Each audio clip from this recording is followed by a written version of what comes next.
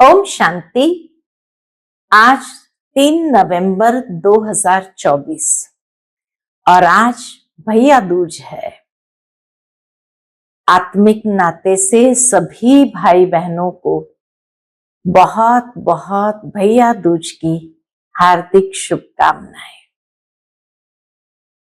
बाबा ने संगम युग पर हम सभी को अपनी प्योरिटी की पर्सनालिटी को विकसित करने की ये बहुत अच्छी युक्ति बताई है कि बच्चे भाई भाई की वृत्ति रहे, भाई भाई की दृष्टि रहे और भाई भाई की कृति रहे। बाबा कहे जितना आत्मिक वृत्ति को विकसित करते जाएंगे, आत्मिक वृत्ति अर्थात सर्व आत्माओं के प्रति शुभ भावना, शुभकामना, आत्मिक दृष्टि अर्थात हर एक को लाइट स्वरूप में देखे, फरिश्ते स्वरूप में देखे और आत्मिक कृति अर्थात सर्व आत्माओं को सुख देना है, सुख लेना है। तो बाबा हम बच्चों की बहुत सरल विधि से प्योरिटी की पर्सनैलिटी को विकसित करते और आज के अव्यक्त बाप दादा के अव्यक्त मधुर महावाक्य भी इसी बात पर है कि बच्चे अपनी प्योरिटी की रॉयल्टी में सदा स्थित रहना है। तो आज स्नेह का सागर बाप दादा अपने सभी स्नेही बच्चों को देख रहे हैं।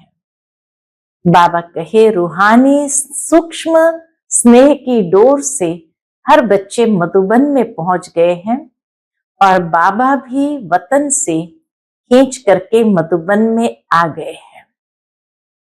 इसी स्नेह की डोर में बाप और बच्चे दोनों ही बंधे हुए हैं।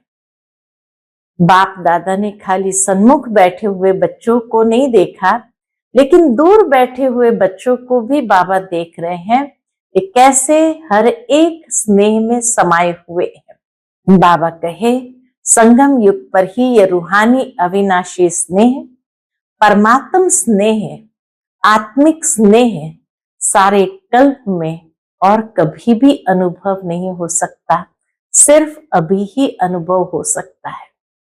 फिर बाबा ने बच्चों की पवित्रता की रॉयल्टी को देखा।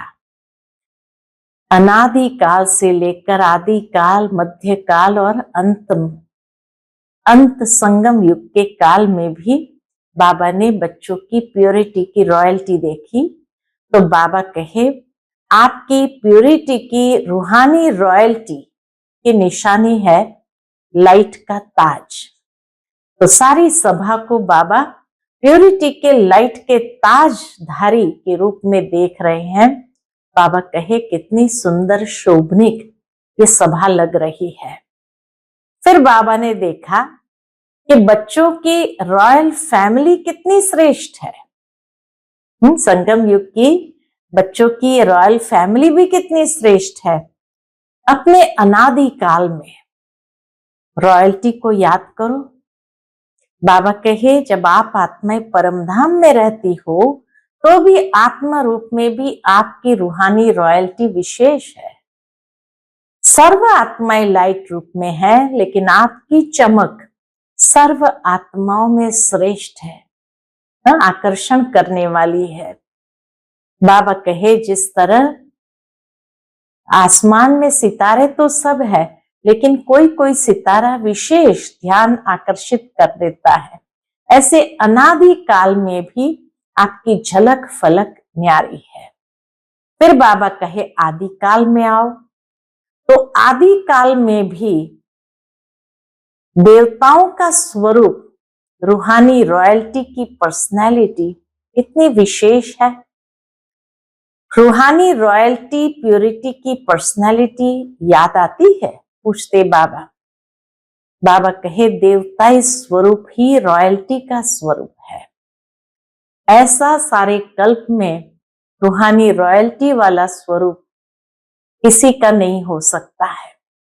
फिर बाबा कहे मध्य काल, द्वापर से लेकर देखो आपके जो पूज्य चित्र बनाते हैं उन चित्रों की रॉयल्टी, पूजा की रॉयल्टी भी कितनी है, जो और किसी चित्रों की नहीं होती। चाहे नेताओं के चित्र भी, अभिनेताओं के चित्र भी है, लेकिन पूजा की रॉयल्टी सबके लिए नहीं होती है, वो सिर्फ देवताओं के लिए होती है।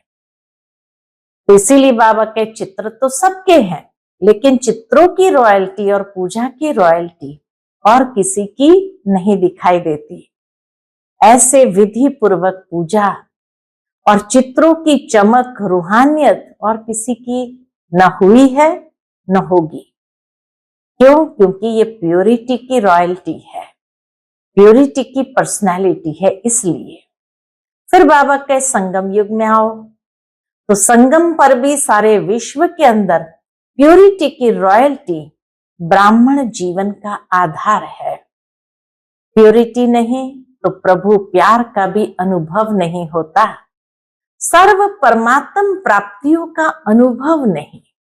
ये प्योरिटी की रॉयल्टी से ही, यही ब्राह्मण जीवन का आधार है, यही प्रभु प्यार का अनुभव करने का आधार है और सर्व परमात्म प्राप्तियों का अनुभव का आधार है।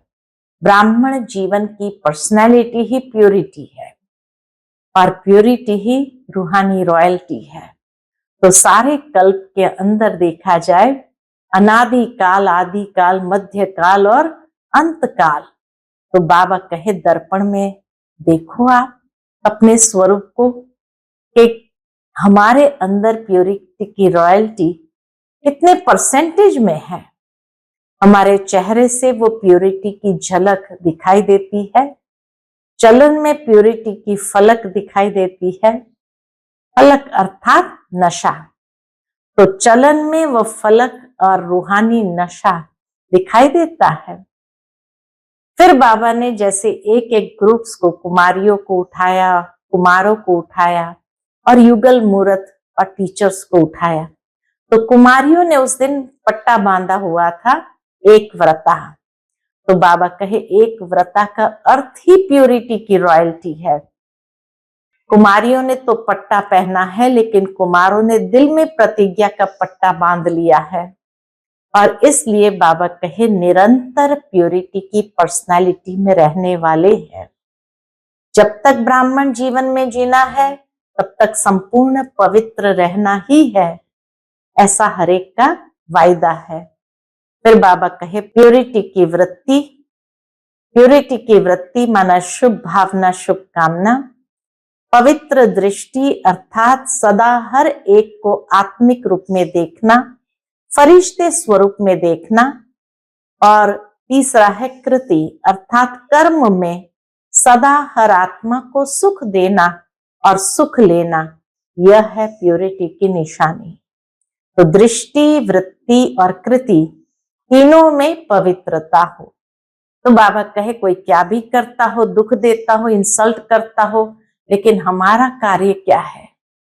हमारा कार्य है फॉलो फादर करना। बाबा ने कभी किसी को दुख नहीं दिया, तो हमें भी किसी को दुख नहीं देना है।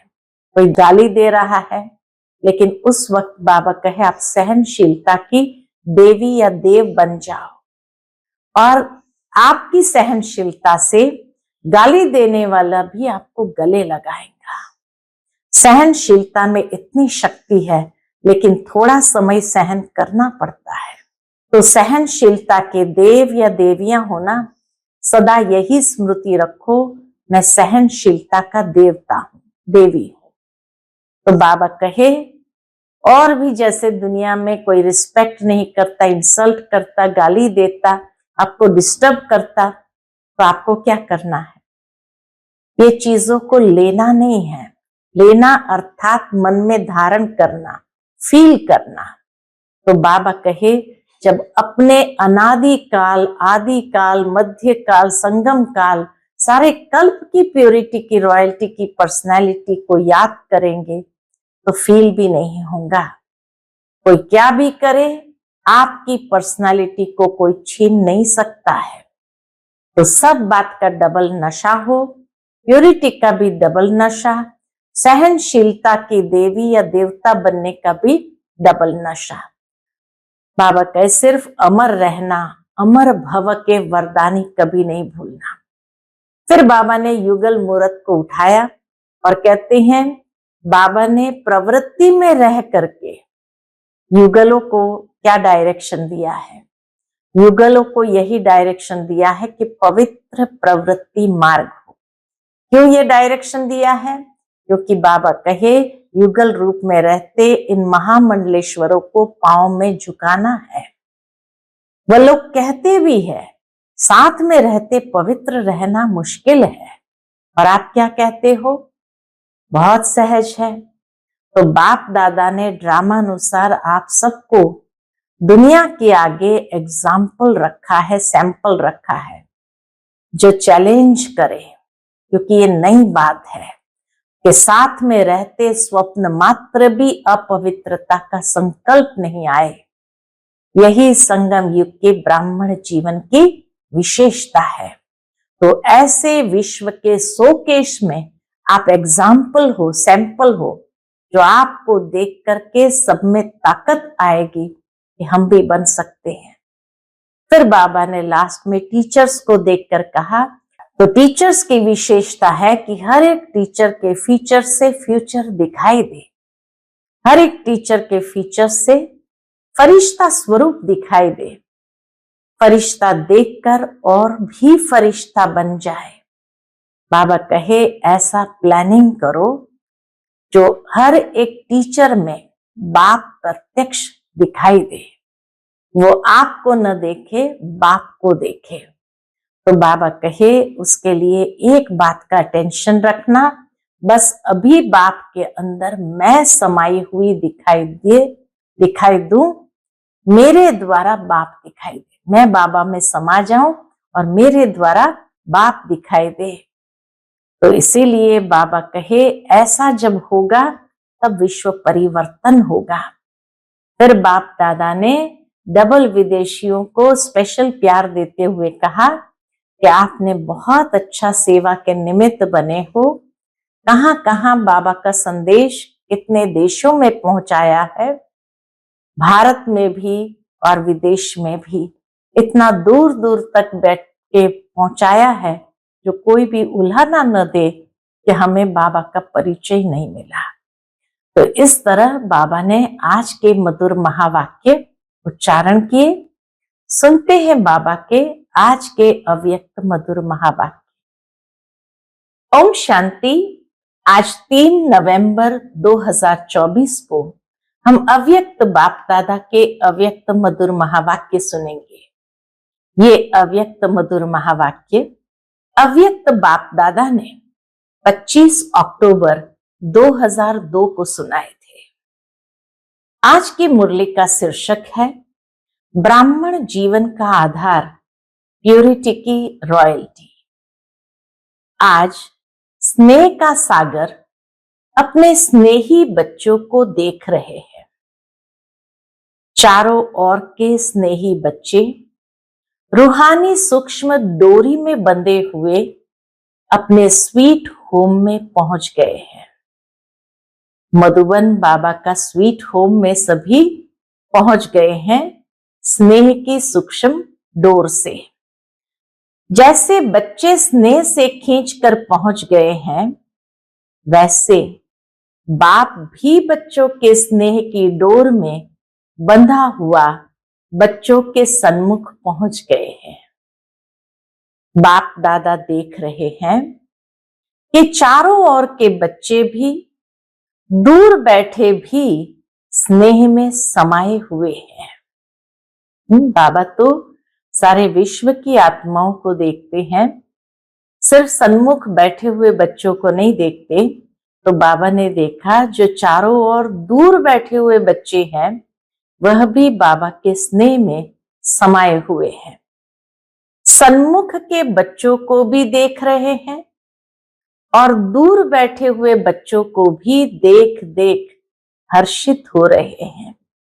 बाबा को भी कितनी खुशी होती है। ये रूहानी अविनाशी स्नेह है, परमात्म स्नेह है, आत्मिक स्नेह है, सारे कल्प में अभी अनुभव कर रहे हो। बाप दादा हर एक बच्चे की पवित्रता की रॉयल्टी देख रहे हैं। बाबा हर एक बच्चे की प्योरिटी की रॉयल्टी देख रहे हैं। ब्राह्मण जीवन की रॉयल्टी है ही प्योरिटी। तो हर एक बच्चे के सिर पर रूहानी रॉयल्टी की निशानी प्योरिटी के लाइट का ताज देख रहे हैं। आप सभी भी अपने प्योरिटी का ताज, रूहानी रॉयल्टी का ताज देख रहे हो? पूछते बाबा, आप भी देख रहे हो? पीछे वाले भी देख रहे हो? कितनी शोभनीक ताजधारी सभा है। जरा हम भी संकल्पना से अपने अंतर चक्षु से देखें कि जब बाबा हर एक बच्चे के सिर पर लाइट का ताज, रूहानी रॉयल्टी का ताज जब देखते हैं तो वो सारी सभा कैसी लग रही होंगी। कितनी शोभनीक ताजधारी सभा है ना पांडव? ताज चमक रहा है ना? ऐसी सभा देख रहे हो ना? कुमारियां, ताजधारी कुमारियां हो ना? बाप दादा देख रहे हैं कि बच्चों की रॉयल फैमिली कितनी श्रेष्ठ है। अपने अनादि रॉयल्टी को याद करो। पांचों स्वरूप में रॉयल्टी का वर्णन बाबा कर रहे हैं कि प्योरिटी की रॉयल्टी कितनी है। तो सबसे पहले अपने अनादि रॉयल्टी को याद करो। परम धाम में जब हम हैं तो उस समय की रॉयल्टी कैसी होगी?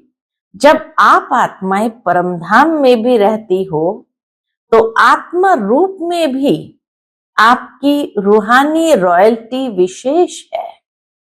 सर्व आत्माएं भी लाइट रूप में है, लेकिन आपकी चमक सर्व आत्माओं में श्रेष्ठ है। चमक तो हर आत्मा रही है परम धाम में, परंतु बाबा कहे आपकी चमक सर्व आत्माओं में श्रेष्ठ है। याद आ रहा है परम धाम? अनादि काल से आपकी झलक फलक न्यारी है। जैसे आकाश में देखा होगा सितारे सभी चमकते हैं। आसमान में सितारे सभी चमकते हैं, सब लाइट ही है, लेकिन सर्व सितारों में कोई विशेष सितारों की चमक न्यारी और प्यारी होती है। ऐसे ही परम धाम में भी सभी आत्माएं चमक रही है। तो बाबा कहे ऐसे ही सर्व आत्माओं के बीच आप आत्माओं की चमक, रूहानी रॉयल्टी, प्योरिटी की चमक न्यारी है। याद आ रहा है ना? फिर आदिकाल, स्वर्ग में देखो तो अनादि काल में तो चमक एकदम न्यारी प्यारी है। फिर आदि काल में आओ, आदि काल को याद करो तो आदि काल में भी देवता स्वरूप में रूहानी रॉयल्टी की पर्सनालिटी कितनी विशेष रही है। देवताओं की रूहानी रॉयल्टी की पर्सनालिटी कितनी विशेष रही। सारे कल्प में देवताई स्वरूप की रॉयल्टी और किसी की रही है? देवताओं जैसी रॉयल्टी तो किसी की नहीं है। रूहानी रॉयल्टी, प्योरिटी की पर्सनालिटी याद है ना? पांडवों को भी याद है? याद आ गया? फिर मध्य काल में आओ, द्वापर युग में आओ तो मध्य काल द्वापर से लेकर आपके जो पूज्य चित्र बनाते हैं उन चित्रों की रॉयल्टी और पूजा की रॉयल्टी द्वापर से अभी तक किसी चित्र की है?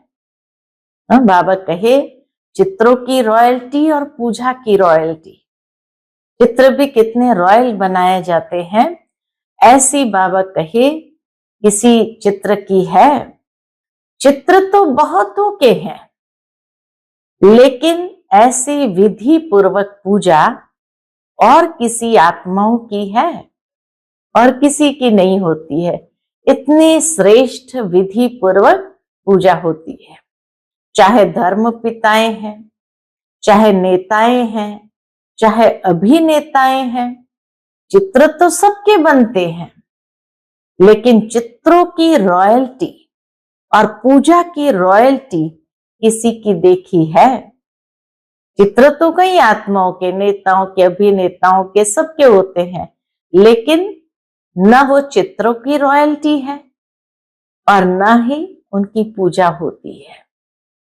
डबल फॉरेनर्स ने अपनी पूजा देखी है? आप लोगों ने देखी है या सिर्फ सुना है? ऐसे विधि पूर्वक पूजा और चित्रों की चमक, रूहानियत और किसकी भी नहीं हुई है, न होगी, न हुई है, न होगी। क्यों? प्योरिटी की रॉयल्टी है। जो देवताओं में है वो प्योरिटी की रॉयल्टी है। तो इसीलिए आज की दुनिया में न किसी के ऐसे चित्र है, क्योंकि उनके अंदर प्योरिटी की रॉयल्टी ही नहीं है। प्योरिटी की रॉयल्टी है, प्योरिटी की पर्सनालिटी है। अच्छा, देख लिया अपनी पूजा? नहीं देखी हो तो देख लेना। अभी लास्ट में संगम युग पर आओ, मध्यकाल से फिर अभी लास्ट में संगम युग पर आओ, तो संगम पर भी सारे विश्व के अंदर प्योरिटी की रॉयल्टी ब्राह्मण जीवन का आधार है। प्योरिटी नहीं तो प्रभु प्यार का अनुभव भी नहीं। प्योरिटी नहीं तो प्रभु प्यार का अनुभव भी नहीं। सर्व परमात्म प्राप्तियों का अनुभव नहीं।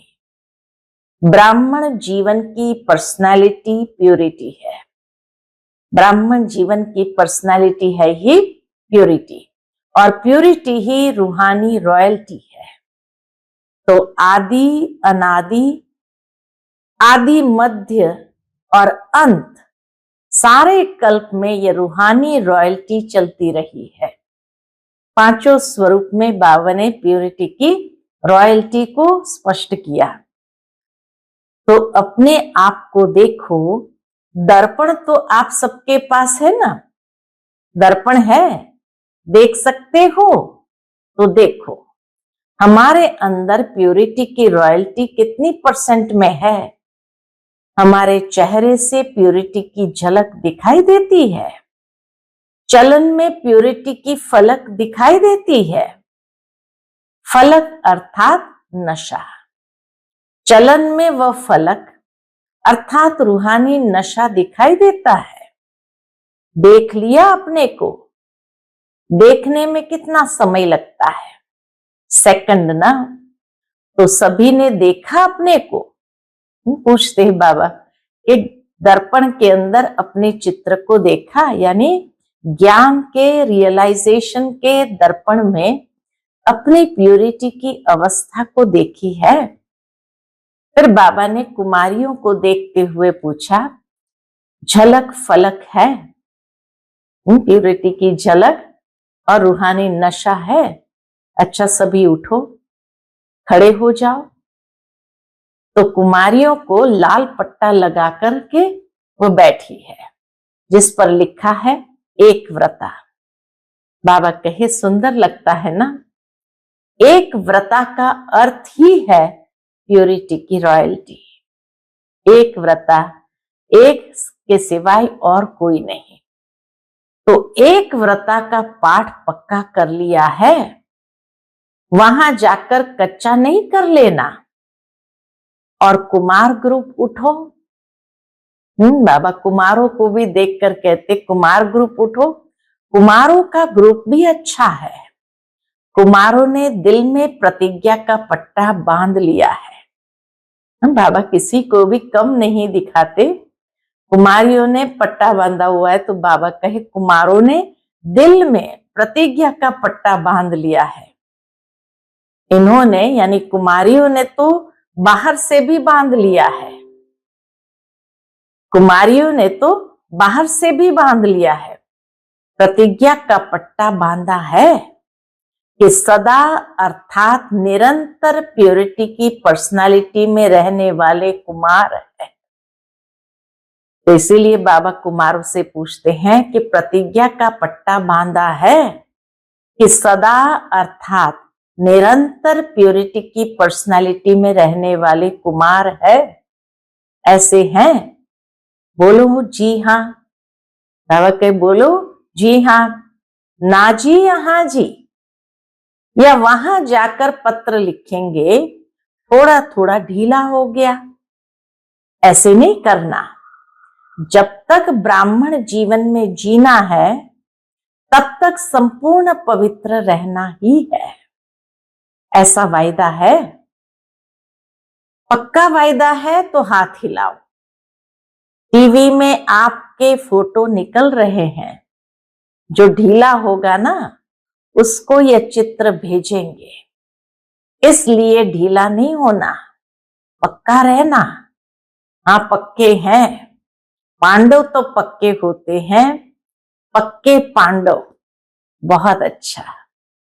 फिर बाबा कहे प्यूरिटी की वृत्ति है शुभ भावना शुभकामना। प्यूरिटी की वृत्ति किसको कहा जाता है? शुभ भावना शुभकामना।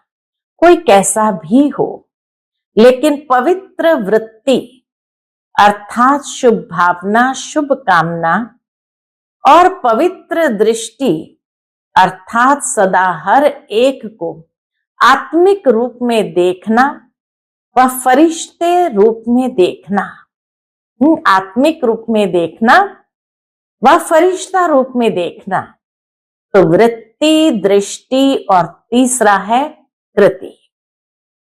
वृत्ति पवित्र मन शुभ भावना शुभ कामना, पवित्र दृष्टि मन हर एक को आत्मिक रूप में देखना, फरिश्ता रूप में देखना, और तीसरा है कृति अर्थात कर्म में। तो कर्म में भी सदा हर आत्मा को सुख देना और सुख लेना, यह है प्यूरिटी की निशानी।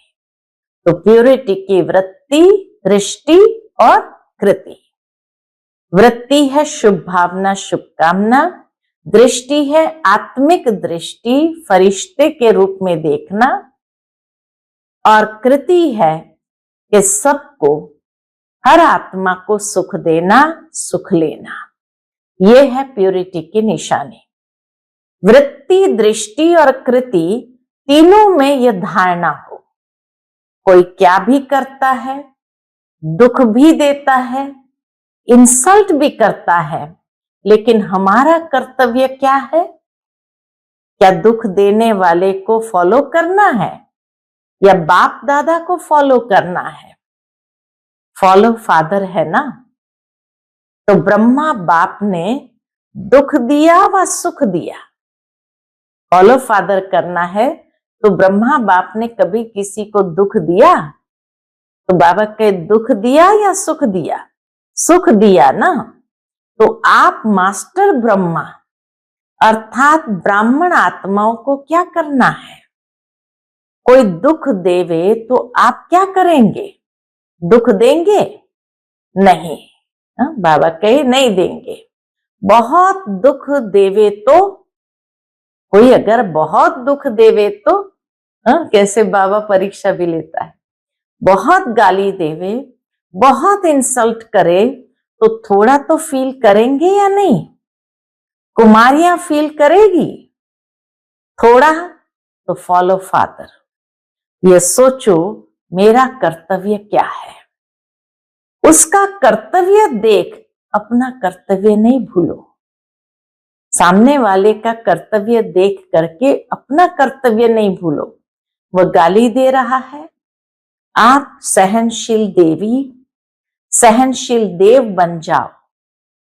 आपकी सहनशीलता से गाली देने वाले भी आपको गले लगाएंगे। सहनशीलता में इतनी शक्ति है, लेकिन थोड़ा समय सहन करना पड़ता है। तो सहनशीलता के देव व देवियां हो ना, हो सदा यही स्मृति रखो, मैं सहनशील का देवता हूं, मैं सहनशीलता की देवी हूं। तो देवता अर्थात देने वाला दाता। कोई गाली देता है, रिस्पेक्ट नहीं करता है, तो किचड़ा है ना, ये अच्छी चीज है। तो आप लेते क्यों हो? वो किचड़ा दे रहे हैं, आप लेते क्यों हो? किचड़ा लिया जाता है क्या? कोई आपको किचड़ा देवे तो आप लेंगे? नहीं लेंगे ना। तो रिस्पेक्ट नहीं करता, इंसल्ट करता, गाली देता, आपको डिस्टर्ब करता, तो ये क्या है? अच्छी चीज है, फिर आप लेते क्यों हो? इतने वो हीनता वाली चीज है, तो बाबा कहे आप लेते क्यों हो? थोड़ा थोड़ा तो ले लेते हैं। पीछे सोचते हो नहीं लेना था। बाबा कहे पुराने संस्कारों के कारण थोड़ा थोड़ा तो ले लेते हो, पीछे सोचते हो नहीं लेना था। तो अभी लेना नहीं, लेना अर्थात मन में धारण करना, फील करना। जैसे लिया माना वो चीज की फीलिंग मन में आना। तो अपने अनादिकाल, आदिकाल, मध्यकाल, संगम काल, सारे कल्प के प्यूरिटी की रॉयल्टी, पर्सनालिटी याद करो। कोई क्या भी करे, आपकी पर्सनालिटी को कोई छीन नहीं सकता। यह रूहानी नशा है ना। और डबल फॉरेनर्स को तो डबल नशा है ना, डबल नशा है ना। सब बात का डबल नशा, प्यूरिटी का भी डबल नशा, सहनशील देवी देवता बनने का भी डबल नशा है ना। डबल सिर्फ अमर रहना, अमर भव का वरदान कभी नहीं भूलना। अच्छा, जो प्रवृत्ति वाले हैं अर्थात युगल, वैसे सिंगल रहते हैं। कहने में युगल आता है, हरेक अपने आप में सिंगल है, कहने में युगल आता है। वह उठो। तो बाबा ने पहले कुमारियों को पक्का कराया, कुमारों को पक्का कराया, फिर अभी बाबा कहे जो युगल मूर्त है वो उठो, खड़े हो जाओ। युगल तो बहुत है, कुमार कुमारियां तो थोड़े हैं।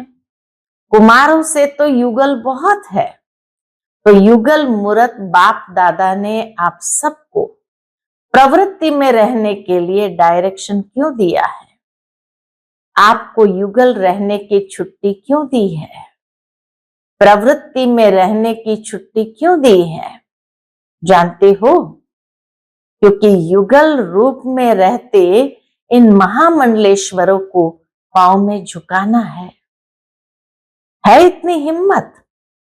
वह लोग कहते हैं कि साथ रहते पवित्र रहना मुश्किल है, और आप क्या कहते हो? मुश्किल है या सहज है?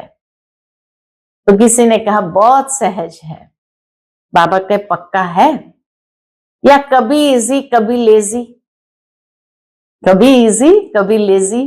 इसलिए बाप दादा ने ड्रामा अनुसार आप सबको दुनिया के आगे, विश्व के आगे एग्जाम्पल बनाया है, चैलेंज करने के लिए। एग्जाम्पल क्यों बनाया? चैलेंज करने के लिए। तो प्रवृत्ति में रहते भी निवृत्त, अपवित्रता से निवृत्त रह सकते हो, तो चैलेंज करने वाले हो ना। सभी चैलेंज करने वाले हो, थोड़ा थोड़ा डरते तो नहीं हो। चैलेंज तो करे लेकिन पता नहीं क्या हो। तो चैलेंज करो विश्व को, क्योंकि नई बात यही है कि साथ रहते भी स्वप्न मात्र भी अपवित्रता का संकल्प नहीं आए। यही संगम युग के ब्राह्मण जीवन की विशेषता है। तो ऐसे विश्व के शोकेश में आप एग्जाम्पल हो, सैंपल कहो, एग्जाम्पल कहो। आपको देख करके सब में ताकत आएगी। आपको देख करके सब में ताकत आएगी, हम भी बन सकते हैं। ठीक है ना? शक्तियां ठीक है? पक्के हो ना? कच्चे पक्के तो नहीं, पक्के। बाप दादा भी आपको देख करके खुश है। मुबारक हो। देखो कितने हैं, बहुत अच्छे।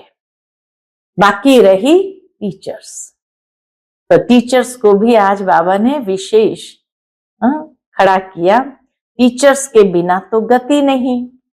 टीचर्स उठो। अच्छा, पांडव भी अच्छे अच्छे हैं। वहां टीचर्स की विशेषता है। बाबा कहे वह टीचर्स की विशेषता है कि हर टीचर के फीचर से फ्यूचर दिखाई दे। हर टीचर के फीचर से फ्यूचर दिखाई दे, या हर एक टीचर के फीचर से फरिश्ता स्वरूप दिखाई दे। ऐसे टीचर्स हो ना, बाबा पूछते ऐसे टीचर्स हो ना, आप फरिश्तों को देखकर और भी फरिश्ता बन जाए। जो भी देखे वो भी फरिश्ता बन जाए। देखो कितने टीचर्स हैं। फॉरेन ग्रुप में भी टीचर्स बहुत है, विदेशी बहनें भी बहुत है। अभी तो थोड़े आए हैं, जो नहीं आए हैं उनको भी बाप दादा याद कर रहे हैं। अच्छा है। अभी टीचर्स मिल करके ये प्लान बनाओ। क्या प्लान बनाएंगे? कि अपने चलन और चेहरे से बाप को प्रत्यक्ष कैसे करें। दुनिया वाले कहते हैं परमात्मा सर्वव्यापी है, और आप कहते हो नहीं है। लेकिन बाप दादा कहते हैं कि अभी समय प्रमाण हर टीचर में बाप प्रत्यक्ष दिखाई दे तो सर्वव्यापी दिखाई देगा ना। हर टीचर में अगर बाप प्रत्यक्ष दिखाई दे, अनुभव हो, तो बाबा के सर्वव्यापी दिखाई देगा ना। जिसको देखे उसमें बाप ही दिखाई दे। आत्मा परमात्मा के आगे छिप जाए। आत्मा परमात्मा के आगे छिप जाए और परमात्मा ही दिखाई दे। ये हो सकता है? पूछते बाबा, ये हो सकता है? अच्छा, इसकी डेट क्या? कब तक दिखाएंगे? डेट तो फिक्स होनी चाहिए ना। तो डेट कौन सी है इसकी? कितना समय चाहिए? तो किसी ने कहा अब से चालू करेंगे। बाबा कहे चालू करेंगे, अच्छी हिम्मत है। कितना समय चाहिए? 2002 तो चल रहा है, अभी 2000 कब तक? बाबा कहे अब 2000 कब तक? तो टीचर्स को यही अटेंशन रखना है कि बस अभी बाप के अंदर में समाई हुई दिखाई दूं।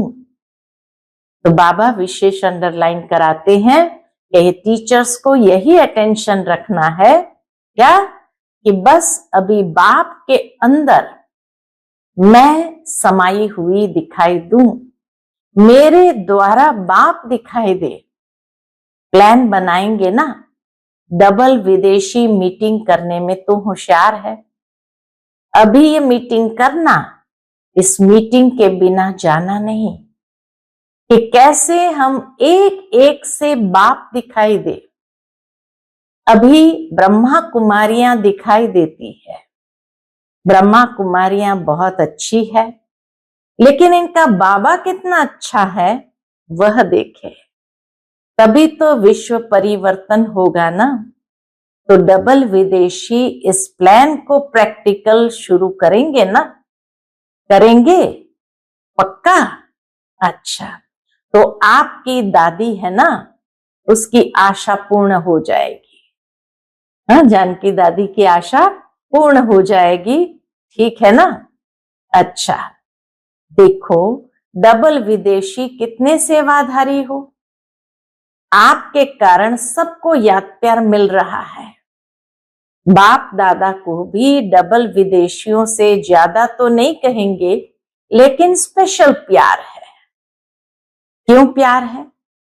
क्योंकि डबल विदेशी आत्माएं जो सेवा के निमित्त बन गए हैं, वह विश्व के कोने कोने में बाप का संदेश पहुंचाने के निमित्त बने हुए हैं।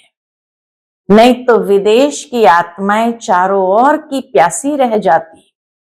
अभी बाप को उल्हना तो नहीं मिलेगा ना कि भारत में आए, विदेश में क्यों नहीं संदेश दिया। बाबा को नहीं तो उल्हना मिलेगा, विदेश में क्यों नहीं संदेश दिया। तो बाप का उल्हना पूरा करने के निमित्त बने हो। और जनक को तो उमंग बहुत है, कोई देश रह नहीं जावे। बाबा जानते हैं दादी जानकी का उमंग ये बहुत है कि कोई देश रह नहीं जावे। अच्छा है, बाप का उल्हना तो पूरा करेंगे ना। लेकिन आप दादी जानकी को देखते हुए बाबा कहते हैं, लेकिन आप साथियों को थकाती बहुत हो। थकाती है ना। बाबा जयंती दीदी से देखकर कहते हैं, जयंती थकाती नहीं है, लेकिन इस थकावट में भी मौज समाई हुई होती है। पहले लगता है कि ये बार बार क्या है, लेकिन जब भाषण करके दुआएं ले आते हैं ना, तो चेहरा बदल जाता है। अच्छा है, दोनों दादियों में उमंग उत्साह बढ़ाने की विशेषता है। ये शांत करके बैठ नहीं सकते, दादियां शांत करके बैठ नहीं सकते। सेवा अभी रही हुई तो है ना। अगर नक्शा लेके देखो, चाहे भारत में चाहे विदेश में, अगर नक्शे में एक एक स्थान पर राइट लगाते जाओ तो दिखाई देंगे कि अभी भी रहे हुए हैं, कई देश रहे हुए हैं। इसलिए बाप दादा खुश भी होते हैं और कहते भी है, ज्यादा नहीं थकाओ। बाबा दादियों को कहते, ज्यादा नहीं थकाओ, आप सब सेवा में खुश हो ना। अभी ये कुमारियां भी तो टीचर बनेंगी ना। जो टीचर है वह तो है ही, लेकिन जो टीचर नहीं है वह टीचर बन के कोई ना कोई सेंटर संभालेगी ना, हैंड्स बनेंगे ना। डबल विदेशी बच्चों को दोनों काम करने का अभ्यास तो है। डबल विदेशी बच्चों को दोनों काम करने का अभ्यास तो है ही। कौन सा डबल काम? जॉब भी करते हैं, सेंटर भी संभालते हैं। इसलिए बाप दादा डबल मुबारक भी देते हैं। अच्छा, चारों ओर के अति स्नेही, अति समीप, सदा आदि काल से अब तक रॉयल्टी के अधिकारी, सदा अपने चेहरे और चलन से प्योरिटी की झलक दिखाने वाले, सदा स्वयं को सेवा और याद में तीव्र पुरुषार्थ द्वारा नंबर 1 बनने वाले, सदा बाप के समान सर्वशक्ति सर्वगुण संपन्न स्वरूप में रहने वाले, ऐसे सर्व तरफ के हर एक बच्चे को बाप दादा का याद प्यार और नमस्ते। हम सब रूहानी बच्चों की रूहानी माता पिता बाप दादा को याद प्यार गुड मॉर्निंग और नमस्ते। नमस्ते, शुक्रिया बाबा, शुक्रिया।